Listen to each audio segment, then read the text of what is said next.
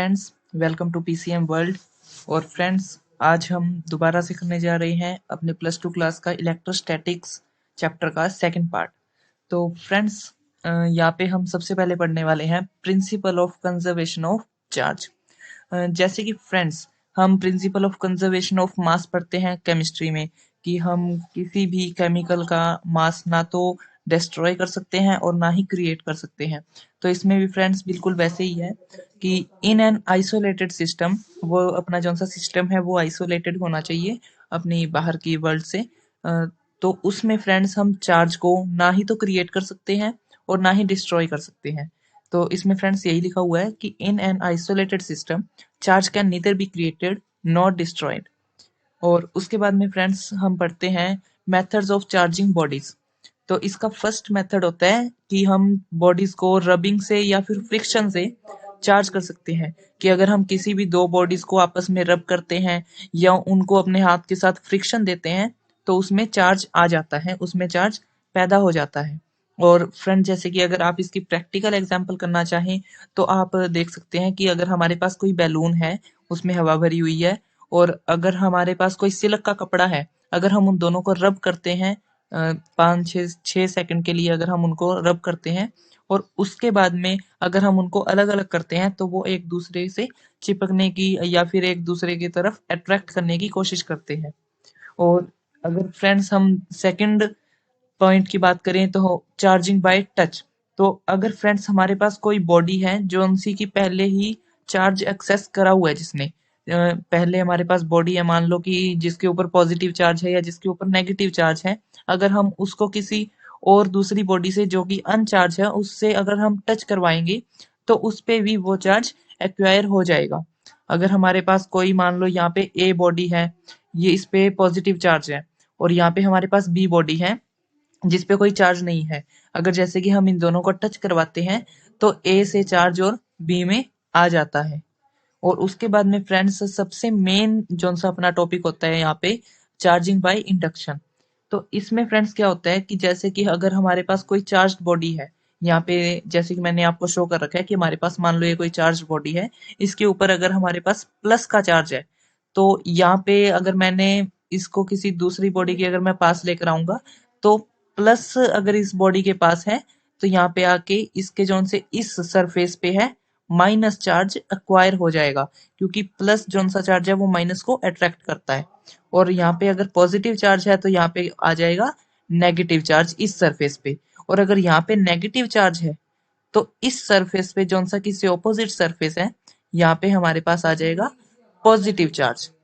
अगर हमारे पास यहाँ पे नेगेटिव चार्ज हो गया तो हमारे पास इस साइड पे पॉजिटिव चार्ज एक्वायर हो जाएगा।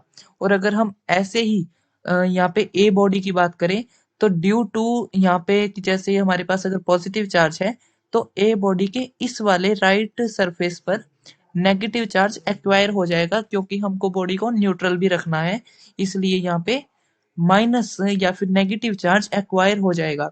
और इसी माइनस या फिर इसी नेगेटिव चार्ज के कारण यहाँ पे इसके लेफ्ट सरफेस पे पॉजिटिव चार्ज एक्वायर हो जाएगा। तो जैसे कि यहाँ पे फ्रेंड्स मैं कोई अपनी चार्ज बॉडी को किसी अनचार्ज बॉडी के कांटेक्ट में लेकर आया हूँ, मैंने उसको टच नहीं करवाया, बट फिर भी मैंने उस बॉडी को चार्ज कर दिया। अगर हम इन दोनों बॉडी को अलग अलग भी करेंगे तब भी उन पे चार्ज आ जाएगा। तो इसी को फ्रेंड्स कहते हैं चार्जिंग बाय इंडक्शन, कि हम किसी चार्ज्ड बॉडी को किसी दूसरी अनचार्ज्ड बॉडी के कांटेक्ट में लेकर आते हैं बट हम उसको टच नहीं करवाते, तब भी उस पे चार्ज एक्वायर हो जाता है। और आगे फ्रेंड्स अगर हम बढ़े तो यहाँ पे अपने पास सबसे मेन टॉपिक अपने इस चैप्टर का कूलम्स लॉ आ जाता है। तो friends Coulomb's law is one of the easiest law. यहाँ पे जैसे कि आप देख रहे हो इसकी डेफिनेशन में ही इसका फॉर्मूला लिखा हुआ है कि the magnitude of electrostatic forces between two point object is directly proportional to the product of two charges and inversely proportional to the square of the distance between them. तो जैसे कि friends हमने पिछली video में देखा था कि अगर हमारे पास कोई चार्ज्ड बॉडी है और अगर हम उसको किसी दूसरी चार्ज्ड बॉडी के कांटेक्ट में रख दें तो वो एक इलेक्ट्रोस्टैटिक फोर्स फेस करता है। तो फ्रेंड्स यहाँ पे हमने यही दिखाया है कि अगर हमारे पास ये कोई पॉइंट ऑब्जेक्ट है और इसके ऊपर चार्ज Q1 है, और यहाँ पे हमारे पास कोई दूसरा पॉइंट ऑब्जेक्ट है, इसका मान लो चार्ज Q2 है, और इन दोनों के बीच का डिस्टेंस R है, तो जोन सा इन दोनों के बीच में अट्रैक्शन या फिर रिपल्शन जोन सा फोर्स लगेगा उसकी वैल्यू फ्रेंड्स होती है के Q1 into Q2 upon are square. तो जैसे कि इसकी डेफिनेशन में लिखा हुआ है कि इन दोनों के प्रोडक्ट के डायरेक्टली प्रोपोर्शनल होता है चार्जेस के, और जोन सा डिस्टेंस होता है इन दोनों के बीच में उसके स्केयर के इनवर्सली प्रोपोर्शनल होता है। और यहाँ पे जोन सा फ्रेंड्स हमारे पास के है, ये इलेक्ट्रोस्टैटिक कांस्टेंट है जिसकी वैल्यू आप सभी को पता ही होगा। इसकी वैल्यू होती है 1/4π∼n0। तो फ्रेंड्स ये आप के की वैल्यू अपने नोट्स में नोट कर सकते हो, ये यहाँ पे मैंने लिखा नहीं है। तो आप के की वैल्यू नोट कर लो कि के की वैल्यू होती है 1/4π∼n0, जहाँ पे एक्साइमन की वैल्यू होती है 8.85 इंटू 10⁻⁻12।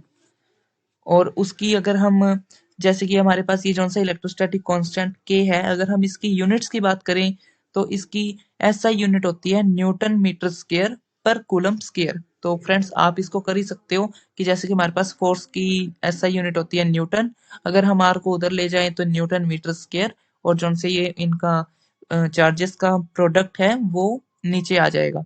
तो इसकी फ्रेंड्स वैल्यू बन जाएगी, इसकी एसआई यूनिट बन जाएगी न्यूटन मीटर स्क्वायर पर कूलम स्क्वायर। और अगर आप के की वैल्यू इलेक्ट्रोस्टैटिक कांस्टेंट की वैल्यू अगर आप लिखना चाहते हो तो आप इसको भी नोट कर सकते हो। इसकी फ्रेंड्स वैल्यू होती है 9 इंटू 10⁻⁹ न्यूटन मीटर स्क्वायर पर कूलम स्क्वायर। और उसके बाद में जैसे कि आपने ये कॉलम्स लॉ पढ़ लिया, तो हम यहाँ पे अपने फोर्स की भी बात कर सकते हैं कि फोर्स की कितनी वैल्यू है, फोर्स अट्रैक्टिव है या रिपल्सिव है। ये तो आपको पता ही है कि अगर हमारे पास कोई एक पॉजिटिव चार्ज है और एक नेगेटिव चार्ज है तो फोर्स अट्रैक्टिव होगा, और अगर दोनों पॉजिटिव है या फिर दोनों नेगेटिव है तो फोर्स रिपल्सिव होगा। और उसके बाद में फ्रेंड्स हम बात करते हैं इलेक्ट्रिक फील्ड की। तो friends electric field can be defined as the space around a charge in which another charge experiences an electrostatic force of attraction and repulsion। तो फ्रेंड्स इलेक्ट्रिक फील्ड हम इस तरह से डिफाइन करते हैं कि मान लो हमारे पास यही कोई चार्ज है Q1, अगर फ्रेंड्स ये पॉजिटिव चार्ज है तो इसमें से इलेक्ट्रिक फील्ड होती है जो सी बाहर की तरफ होती है, वो हम फ्रेंड्स आगे कंटिन्यू करेंगे कि इलेक्ट्रिक फील्ड की डायरेक्शन क्या होती है। तो जैसे कि हमारे पास अगर ये कोई चार्ज है, पॉइंट ऑब्जेक्ट चार्ज है Q1, तो फ्रेंड्स इसकी जोन सी इलेक्ट्रिक फील्ड होती है वो बाहर की तरफ होती है, और ये जोन सी इलेक्ट्रिक फील्ड है ये इनफाइनाइट तक होती है। जैसे कि अगर हम इसके फॉर्मूले की बाद में बात करें तो अगर इनफाइनाइट पे जाएं तो उधर तो इलेक्ट्रिक फील्ड की वैल्यू 0 होती है, बट फ्रेंड्स ये चाहे कम हो या मतलब बहुत कम हो इसकी वैल्यू नेग्लेक्टेड हो, बट फ्रेंड्स ये इनफाइनाइट तक अपनी जोन सी इलेक्ट्रिक फील्ड है वो फेस करवाता है। अगर हम कोई भी फोर्स की बात करें या फिर कोई भी चार्ज की बात करें तो हर एक चार्ज के पास इलेक्ट्रिक फील्ड होती है। और अगर हम इलेक्ट्रिक फील्ड की वैल्यू की बात करें तो फ्रेंड्स इसको हम डिफाइन करते हैं कि ये फोर्स ऑफ अट्रैक्शन या फिर रिपल्शन होता है पर यूनिट चार्ज पे, कि अगर हमारे पास कोई 1 कूलम का चार्ज है तो वो किसी दूसरे चार्ज के कारण कितना फोर्स फेस कर रहा है, तो हम उसको ही इलेक्ट्रिक फील्ड कहते हैं। आप इसको ऐसे भी कर सकते हो कि इलेक्ट्रिक फील्ड जैसे कि होती है तो हम उसकी फोर्स की वैल्यू निकाल लें पहले, और उसके बाद में जो सा हमारे पास पॉइंट चार्ज है या फिर कोई छोटा चार्ज है जिसको हम नेग्लेक्ट करना चाहते हैं, बिल्कुल ही छोटा चार्ज या फिर unit positive charge unit negative charge होते हैं, उसको हम यहाँ पे डिवाइड कर देते हैं ताकि हमारे पास इलेक्ट्रिक फील्ड की वैल्यू आ जाए। और थैंक यू फ्रेंड्स, आज की वीडियो में इतना ही। आप हमारे चैनल को सब्सक्राइब करें, अगर वीडियो अच्छी लगी हो तो लाइक करें, और आपको अगर कोई भी डाउट हो वीडियो में या फिर अपने किसी भी इलेक्ट्रोस्टैटिक के इस टॉपिक में, पिछली वीडियो के टॉपिक में, तो आप मुझे कमेंट करके पूछ सकते हैं। और friends thank you very much, मेरे चैनल को सब्सक्राइब करें। Thank you.